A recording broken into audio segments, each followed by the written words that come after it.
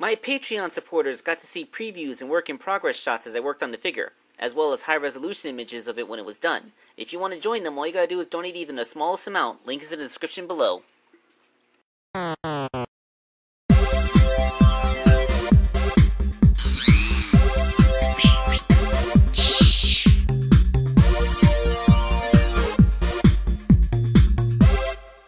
Hello out there, this is Wake Angel 2001 coming at you with a commission for Credechica4.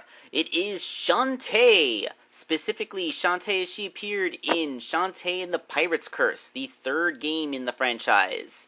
Yeah, a lot of people keep on forgetting that I do stuff that isn't Sonic related, and I do it quite often if you actually check my gallery.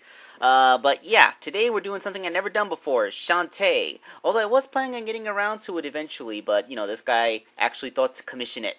The base figure is a Marvel Legends Wasp. That's a 6-inch tall figure, and he wanted a 6-inch scale. And she has a pretty smooth buck. I just had to cut off the little thingies on her back where her wings go in.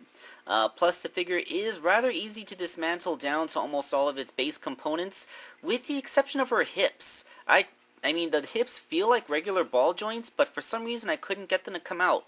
I think they made her little thigh connectors out of a different kind of plastic, because they just would not come off. But that's okay, I was able to paint around them. It was a pain, but I was still able to do it. So leg modifications just involve the big poofy pant cuff things that Shantae's harem dancer pants have, and little pointy shoes, because genies wear those pointy elf shoes. I put the little strap on her right thigh, just like she has in the Pirate's Curse, and those are her legs. Her upper body is, you know, it's Wasp perfect bust. All I had to do was put on Shantae's little tube top with the little ring thing and her big black choker, and then painted that delightful coffee cream color that she has going on.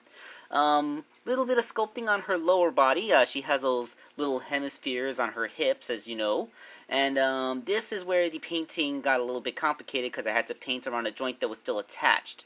Also, I never really thought about it, but Shantae's pants ride pretty darn low. Look at all that rear cleavage. Yeah, you know, rated T for teen. Okay, sexy pants aside, her arm modifications involve those big ol' forearm encompassing wristlets that she has going on. I don't know if they're inspired off of some kind of bangles that actual harem dancers used to wear, or if she's a Wonder Woman wannabe. But, you know, all that is painted gold, and her hands are reattached after a good paint job. And since this is the Pirate's Curse version of Shantae, she's wearing this black vest. It's made out of the same rubber patches from a bicycle tire repair kit that I usually use to make Scourge's jacket. So let's put her body back together so you can get a quick little view of what's to come. This is Shantae's body, alright. I hope I'm not appealing to some kind of weird headless harem dancer fetish to some people out there. But the thing is, you can't just repaint Wasp's face in Shantae's colors and have Shantae, because she's an anime-styled character. And the Marvel Legends characters are simply not done in that style. So if we want this to ring true as Shantae, we're going to have to make a face for Shantae. First, I take off Wasp's hair and slice her face off. Yeah, that's a weird thing to say. And then we need to make an anime-style face to stick onto this faceless head. Thankfully, I happen to own the Dark Magician Girl Figma. And no, I am not going to take one of her spare faces and use it to make a custom, because this figure is incredibly expensive and I'm not going to waste its accessories like that. However, I will use one of the spare faces to make a mold cast. Remember when I used this technique on Zelda's face so I could make a Rudo figure that looks more like the Legend of Zelda style?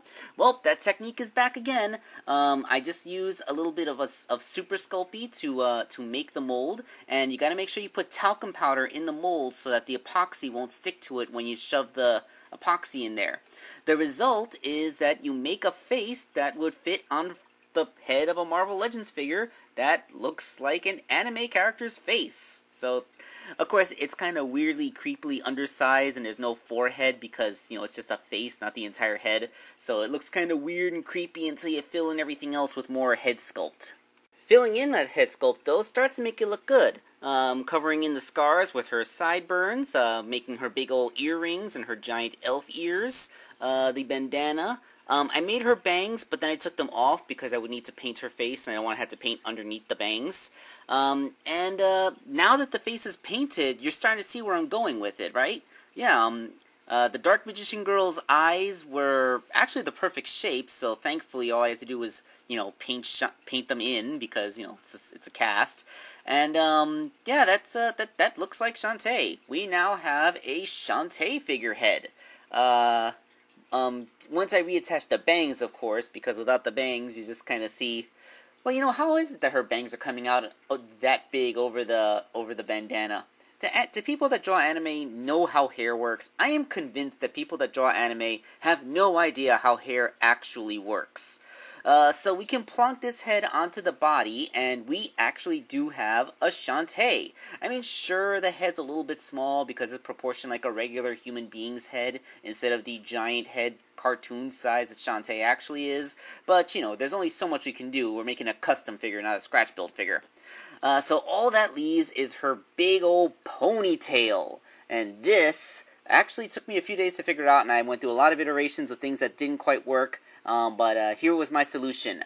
I took 7 purple pipe cleaners and tied them together. Yep, it's pipe cleaners.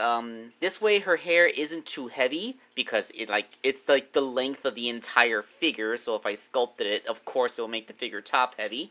And since they're wires, you can actually pose them around and move them, so you can actually have it suiting whatever position you want her to be in. So yeah, there you go. That is Shantae's hair. Alright, so the figure is very nearly done. There's just a little bit more to go. I made a couple of accessories from the game.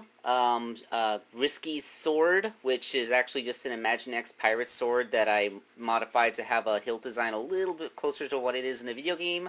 And Risky's pistol, which is a scratch build. I completely made the pistol. But the pistol can't really be drawn out of the little holster thing, which has a peg in it so that it will be able to go onto her leg. The thing is, Shantae's hands, well, this wasp figure's hands, were not sculpted for holding anything, so she wouldn't actually be able to hold the gun. Heck, it can barely hold the sword by wedging the fingers through it, so I just figured, why bother making it come out of the sheath when you can, she won't be able to hold it in her hand anyway. So you can just peg it there onto her hips. So yeah, now that the accessories are done, I can kit her up, and we have the officially completed Shantae. Let's take a look. There she is. I decided to actually own the skull motif that was on the sword and paint it up. I think it looks better that way. But yeah, that is Shantae. She has posable hair. She has a pistol that you can stick onto her hip if you so desire. She has a sword, and she can do all kinds of sexy dancing. But she can't turn into animals. It's a toy, not an actual half genie. So yeah, that is Shantae. One of my favorite third-party video game characters. I just love WayForward's design philosophy for video game characters. I mean, like Shantae now. I actually have been thinking about making the police cop girl from the Mighty Switch Force series, because that's a pretty cute design too. It's kind of like Zero Suit Samus doing some kind of sexy cop cosplay, and oh my God, what is wrong with me? Pure kids watching. Alright, so thank you all for watching this video. I know it's been a little bit longer than most of my customs without a backstory, but hey, this is a complicated figure to make. It took me quite a while. This is Wake Angel 2001, signing off.